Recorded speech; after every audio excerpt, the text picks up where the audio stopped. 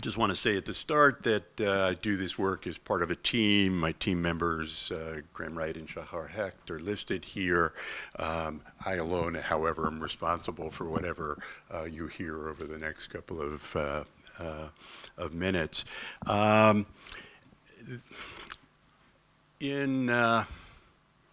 COVID, I had all of a sudden this realization that, hey, anti-Semitism is like a virus. And I thought, oh, what a unique idea. Well, obviously, it's not a unique idea. And I wanted to start with that because two pieces of the metaphor of anti-Semitism being virus-like are directly relevant to what I'm going to talk about. One is that anti-Semitism mutates over time, appears and is expressed in different ways. And second of all, because I'm concerned with how do we respond to it, and I hope my work contributes to that, the issue is how do we target it? How do we develop the equivalent of an mRNA vaccine?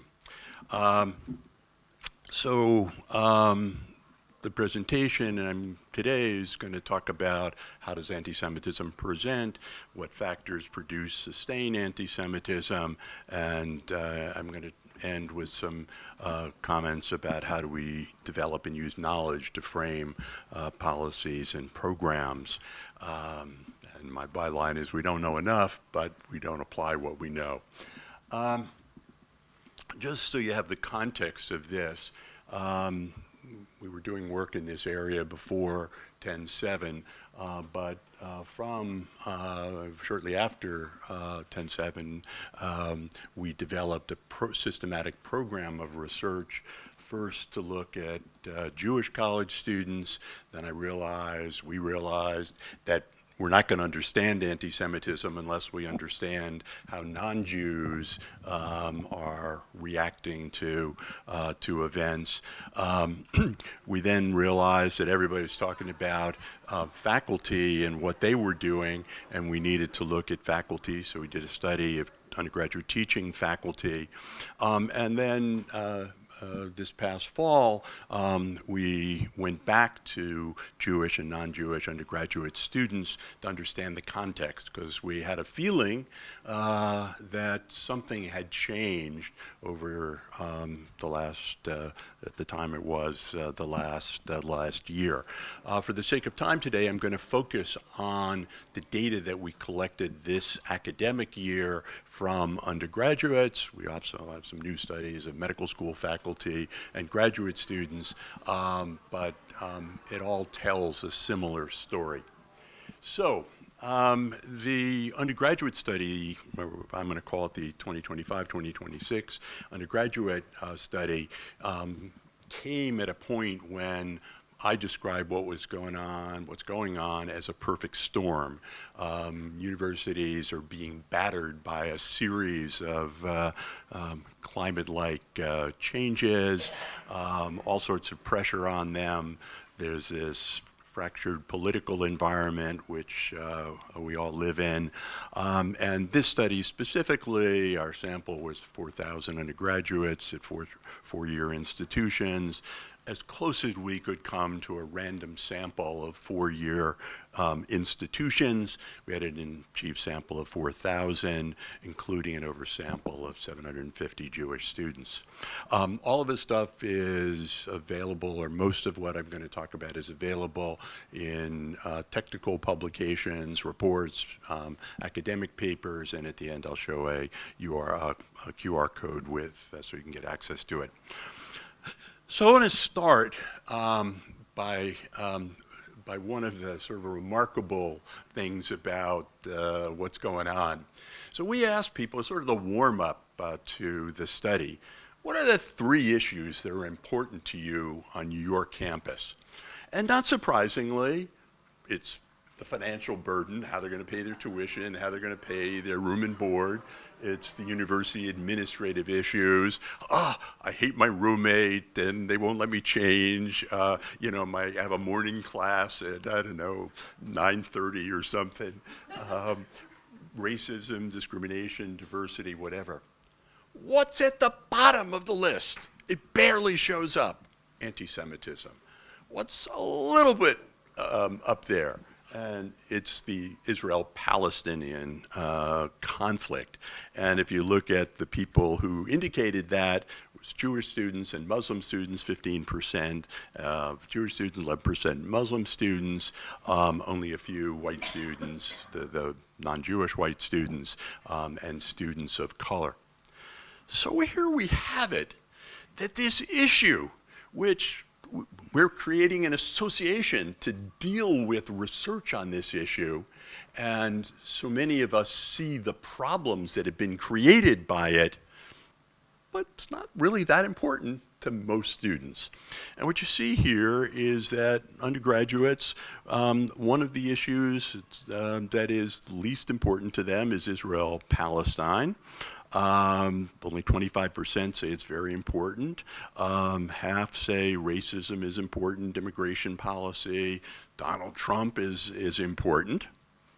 And this is backed up. We always want multiple measures of the same underlying construct that Jewish, and so we look at Jewish students, Muslim students, students of color, non-Jewish, white students. And maybe this explains, by the way, the Jewish approach to the world. Jewish students are worried about everything. They're worried about racism, immigration, Donald Trump, LGBTQ, and Israel-Palestine. Not so much members of other groups. The Muslim students are much more discriminating. Students of color also, and white students care the least in general. I think the findings of our study is one of the most important things that we found with implications for what we do about it. So what this shows is we asked everybody whether there was a hostile environment to Jews, toward Muslims, toward people of color. We asked toward other groups as well. And what you see here is that in each case, the members of the minority group, so Jews, Muslims, black students, other students of color, they believe there is much more hostility to their group than other people.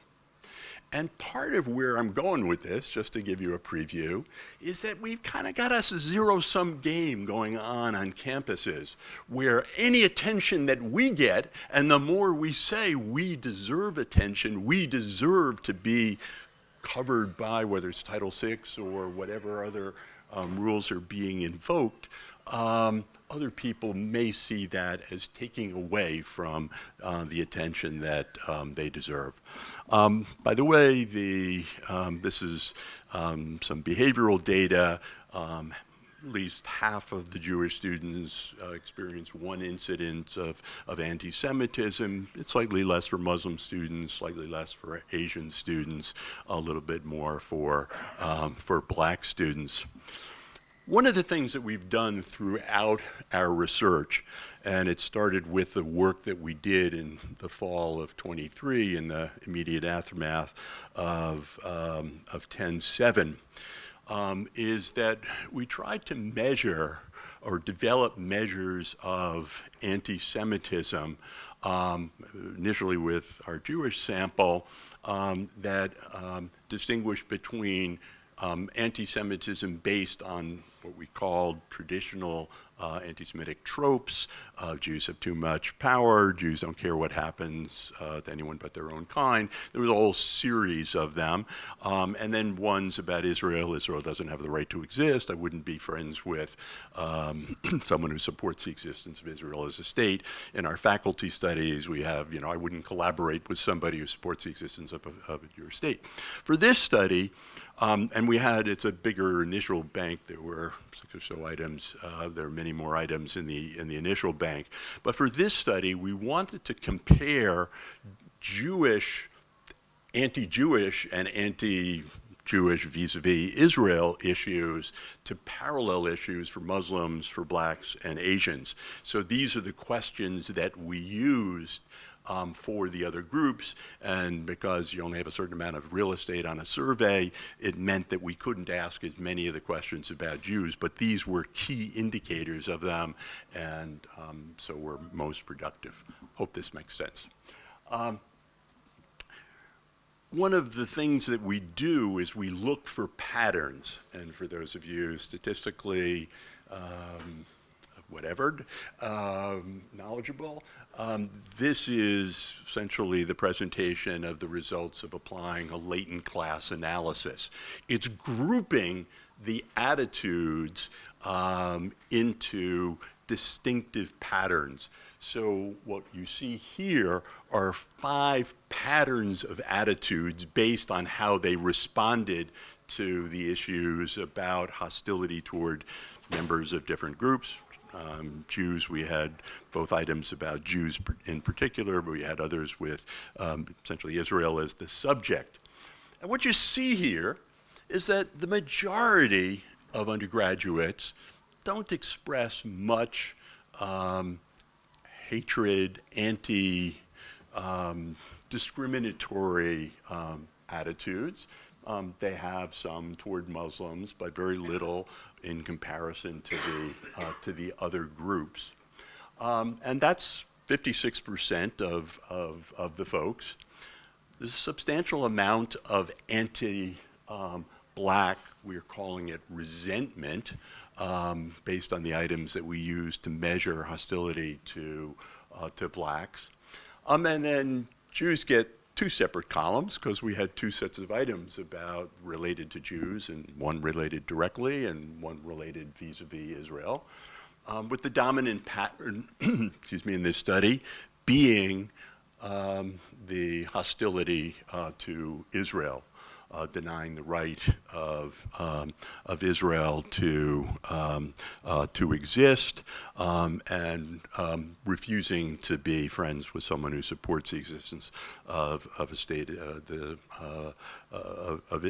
Israel as a Jewish state. And what's interesting about that last item is that the disruption of social networks on campus for students proves to be one of the most damaging pieces of the phenomenon that, looking at Shaul here, that we call the anti-Semitic phenomenon. There were 9% who were directly hostile to Jews vis-a-vis the traditional trope about power, and that self-interest of Jews. There was one group that was totally hostile to minorities. And this result, I should say, is parallel to what we found with other samples, including faculty. Many fewer expressed prejudicial views and so on, but the groupings weren't all that different. So one of the questions is what's related to this, and I'm just going to throw up a couple of things, and then I'm going to summarize some other things. There's lots of discussion right now about young progressives, and in this study, about 10%, 11% defined themselves as extremely liberal. And of the extreme liberals, 50% of them were hostile to Israel, another 6% hostile to Jews.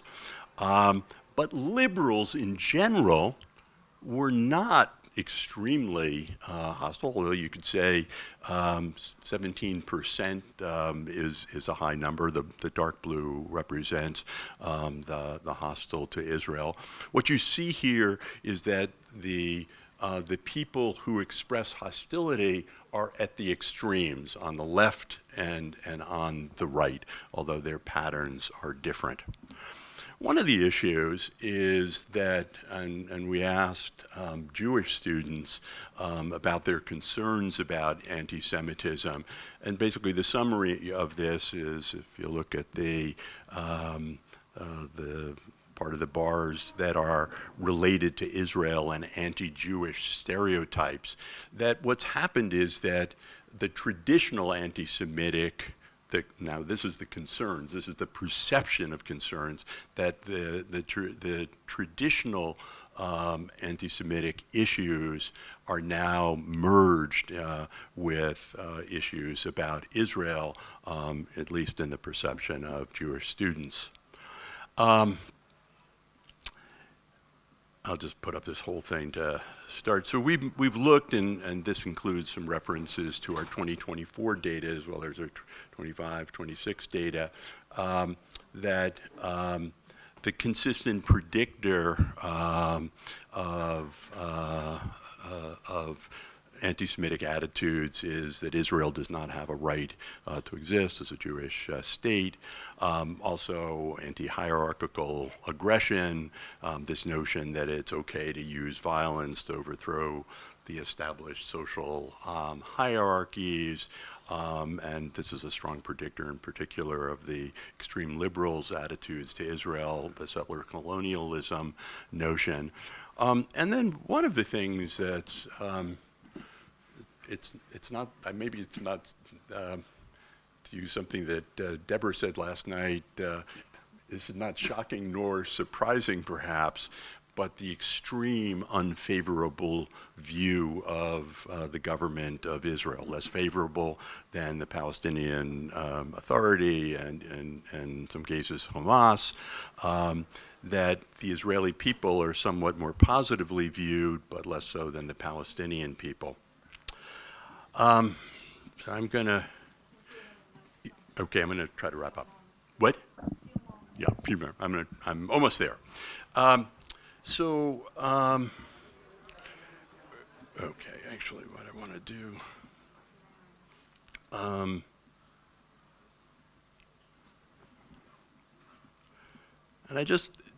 I want to pause for one minute here, literally 1 minute, and just say a few things. Why is Israel hated of all of the nations in the world?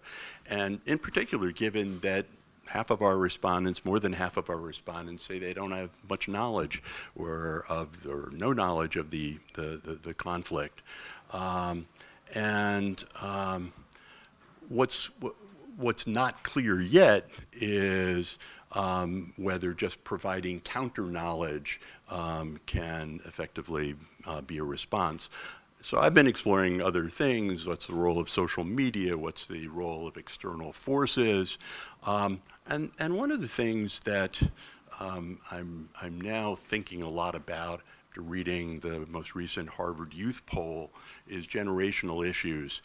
That according to an April poll that was done by Harvard, a group in the politics department, that many young people, young adults, it was 18 to 29, the survey, view Israel as a burden rather than a benefit to the United States.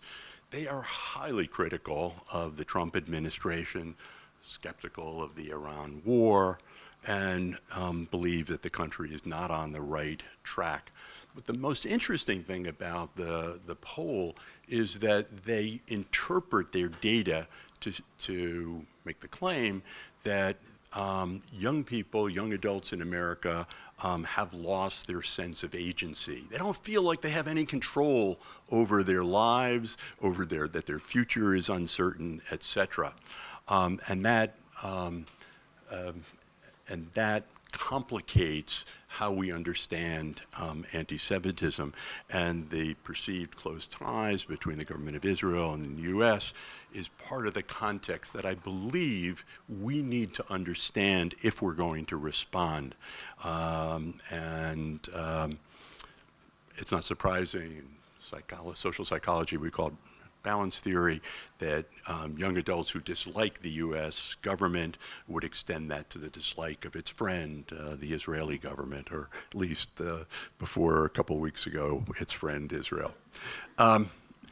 So just to finalize this, from my perspective, anti-Semitism is one of a set of problems facing higher education. Jews, as in prior eras, are the canary in the coal mine.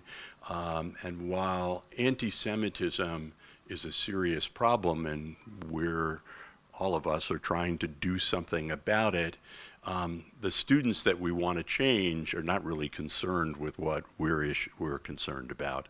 The critique of Israel is the latest expression of anti-Semitism, my view. Criticism of Israel is not necessarily anti-Semitic, but some of it is, and I think we need to identify it. And what I believe as well is that academics need to understand it, and we make evaluations and judgments all the time. That's what we do as academics. Context matters, the zero-sum issue, and we also need to understand, as part of the understanding the context, anti-Semitism, hatred of Israel in relation to what's going on in the larger socio-political world. And my final comment is to remind us that, at least on campuses, we need to frame this as an academic problem. We need to be the ones as academics to create innovative educational experiences, and we need to rethink as faculty, as prospective faculty, we need to rethink how we engage with a generation and at a moment in time when people are losing their optimism, when they're losing their hope about the future. Thank you.